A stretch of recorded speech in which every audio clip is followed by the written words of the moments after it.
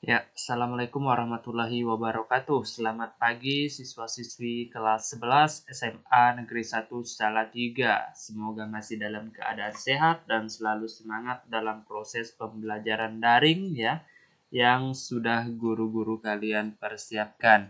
Dan mudah-mudahan kalian tidak pernah bosan untuk mendengarkan apa yang saya jelaskan pada pertemuan kali ini ya, atau di video yang sudah saya siapkan ini. Jadi kalian harus membuat ringkasan ya, jangan lupa untuk memenuhi absensi kalian harus mengirimkan ringkasan tersebut pada link yang nanti akan saya bagikan di grup kelas masing-masing. Oke, pada hari ini kita masih membahas tentang hak kekayaan intelektual ya, tapi kita tidak akan membahas pengertian dan sebagainya. Di sini ya kita akan menjelaskan atau saya akan menjelaskan bagian dari haki ya. Dan pembahasan kali ini adalah tentang jenis-jenis lisensi perangkat lunak atau software ya. Jenis-jenis lisensi ini sudah kita bahas juga di kelas 10 ya dulu. Jadi kali ini kita akan mengulang sedikit ya, bukan sedikit ya, tapi lebih mendalam lagi ya. Kita akan mengupas lebih dalam lagi tentang jenis-jenis lisensi perangkat lunak. Oke, untuk untuk mempersingkat waktu, langsung saja kita akan membahas tentang jenis-jenis lisensi perangkat lunak atau disebut dengan software ya. Oke. Lisensi perangkat lunak meliputi izin, hak, dan pembatasan yang diberlakukan terhadap perangkat lunak, baik berupa suatu komponen atau program yang berdiri sendiri. Penggunaan suatu perangkat lunak tanpa lisensi dapat dianggap sebagai pelanggaran terhadap hak eksklusif pemilik menurut hukum hak cipta, sehingga pemilik dapat menuntut kepada pelanggarnya. Jadi kalian harus hati-hati saat menggunakan program yang ada pada komputer ya.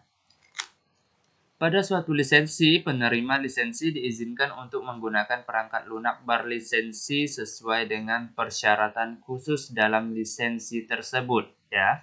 Pelanggaran persyaratan lisensi dapat menyebabkan pengakhiran lisensi dan pemilik berhak untuk menuntut pelanggar bergantung pada lisensinya. Ya, oke. Kita lanjutkan kembali ya di slide yang kedua. Terdapat beberapa jenis lisensi perangkat lunak atau software yang biasanya digunakan pada program komputer, di antaranya sebagai berikut ya. Yang pertama itu ada lisensi berbayar atau komersil ya. Lisensi komersil atau komersial dibuat untuk semua software dengan tujuan komersial atau jualan ya. Sehingga jika ingin menggunakan software atau aplikasi dengan lisensi komersial, maka harus membelinya ya. Bisa juga dengan mendapatkan izin dari pemilik hak cipta software atau aplikasi tersebut. Karena penggunaannya yang terbatas dan berbayar, software berlisensi komersial rawan terhadap pembajakan yang kini marak terjadi. Ya, contoh software berlisensi komersial diantaranya Microsoft dengan produk Windows dan Office-nya ya. Jadi untuk lisensi berbayar atau komersial ini sangat-sangat banyak terjadi di luaran sana ya, terjadi pembajakan ya. Jadi orang tersebut tidak lagi membeli, tapi orang di sana telah membajak lisensi tersebut ya. Jadi otomatis orang-orang yang di luar sana itu ya dapat dikatakan dapat dikatakan itu melanggar sebuah hukum seperti itu ya. Jadi kalian berhati-hati kalau menggunakan lisensi berbayar ya. Jadi kalau kalian ingin menggunakannya ya kalian harus bayar terlebih dahulu kepada penciptanya ya. Seperti itu. Oke, yang kedua ada lisensi percobaan atau trial, ya. Lisensi percobaan atau trial dapat diartikan sebagai versi demo atau versi uji coba dari software. Dengan lisensi ini, pengguna diizinkan untuk menyalin dan menggunakan software secara bebas. Tujuannya dibuatnya versi demo ini agar pengguna dapat merasakan terlebih dahulu manfaat pada software atau aplikasi tersebut. Namun karena software ini bersifat percobaan, ya, pengguna software diberikan batas waktu untuk menggunakannya. Masa aktif software bisa bermacam-macam, contohnya selama 15 hari atau 80 hari. Beberapa fitur dari software ini juga dibatasi penggunaannya. Hal ini bertujuan agar pengguna membeli software tersebut secara full version, ya, sehingga pemegang hak cipta software diuntungkan dengan adanya software berlisensi ini. Contoh software berlisensi trial diantaranya software antivirus, aplikasi software, dan download manager.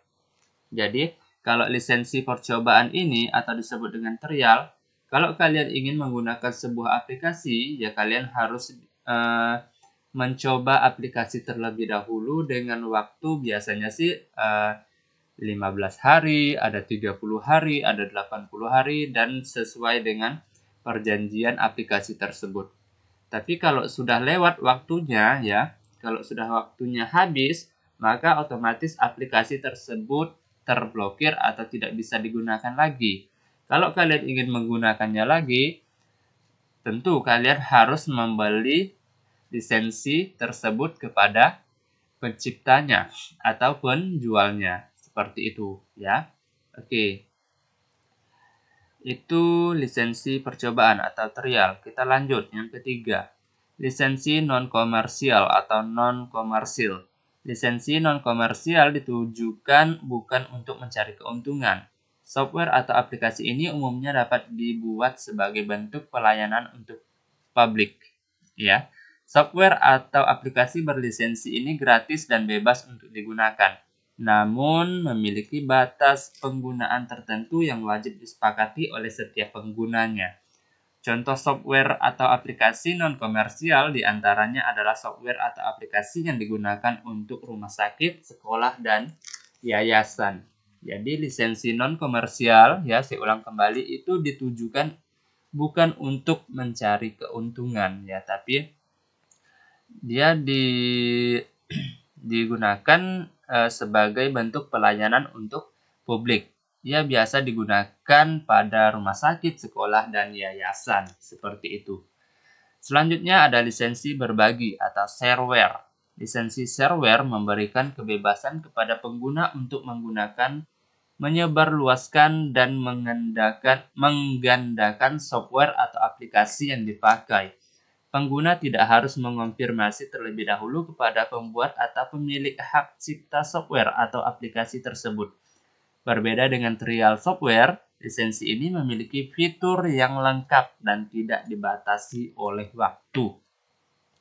Fitur pada software atau aplikasi yang menggunakan lisensi shareware ini dapat digunakan cukup lengkap. Contoh software atau aplikasi yang menggunakan lisensi ini adalah WinRAR, ya.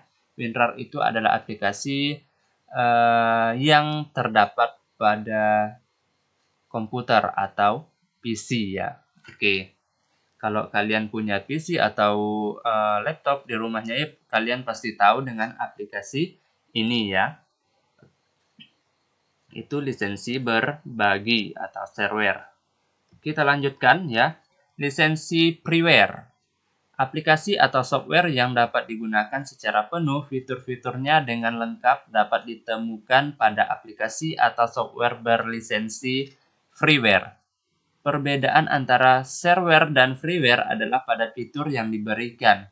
Walaupun keduanya gratis, software atau aplikasi dengan lisensi freeware ini gratis dengan fitur yang lengkap. Bagian-bagian plugin atau aplikasi tambahan, ya, dari software atau aplikasi freeware dapat juga diperoleh secara gratis di situs resminya. Contoh software atau aplikasi yang menggunakan lisensi ini adalah berbagai jenis browser seperti Mozilla, Opera, dan Google Chrome. Contoh lainnya antara lain aplikasi bertukar pesan, contohnya seperti WhatsApp dan Line, dan masih banyak juga yang lainnya. Itulah lisensi freeware ya. Selanjutnya ada lisensi open source ya. Lisensi open source. Lisensi open source berarti aplikasi atau software tersebut dapat digunakan, dikembangkan, diubah, dan disebar secara gratis. Software atau aplikasi ini juga mudah didapatkan dari sumber-sumber internet dan tidak memerlukan persetujuan dari pembuat atau pemilik hak cipta. Contoh perangkat lunak berlisensi open source yang paling populer adalah Linux dan Notepad. Ya. Oke, itulah jenis-jenis dari lisensi perangkat lunak ya atau software. Jadi ya kalian mudah-mudahan bisa memahami ya dari jenis-jenis lisensi tersebut ya. Ada lisensi berbayar, ada lisensi percobaan, ada lisensi non komersial, ada lisensi berbagi, ada lisensi freeware, dan lisensi open source ya. Jadi ada 6 jenis lisensi yang terdapat pada perangkat lunak atau software ya. Mudah-mudahan kalian bisa memahami apa yang saya sampaikan pada kesempatan ini ya. Jadi kalian jika ada yang kurang jelas silahkan kalian tanyakan melalui grup WA. Saya siap untuk menjawab pertanyaan siswa-siswi sekalian ya.